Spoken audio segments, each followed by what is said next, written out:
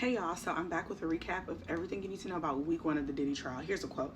Sean wanted it heated and he wanted it to be glistening, so we applied every 5 minutes.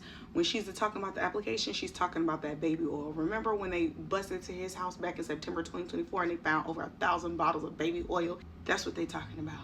Freak offs. This is a direct quote from Cassie describing the first time that she heard about freak offs from Diddy. He described it as a fantasy he had where he would want to see me having sexual interactions with another male so he could watch. I'm Amanda from the Point of No Return, a true crime podcast, and we're covering the Diddy trial. So here's a little bit about Cassie's testimony. She met him when she was 19 on her 21st birthday at her birthday party. This is a picture of her birthday party.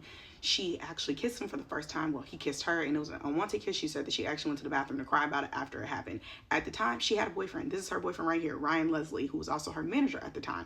You'll also find out in this case, Diddy took Cassie from Ryan Leslie. He also testified that she was coerced into the freak-offs, so much so that she felt like it became her job. Cassie testified that these freak-offs will last hours, and by hours, I mean sometimes days.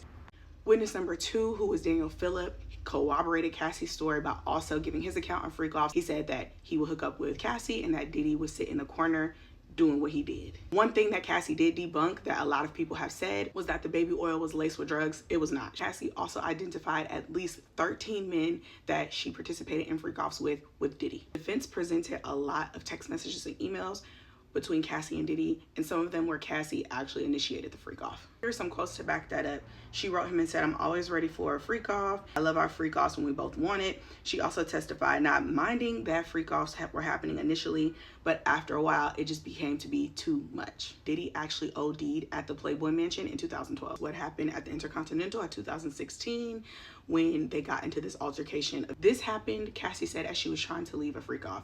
Here's some quotes about the incident that she said in court. "All I could think about was getting out of there safely." He's dragging her, as you can see in this picture. She said, "I covered my face because I didn't want him to do any more damage than he had already done." You can also see in this video that he takes her phone from her and he also throws a vase at her head.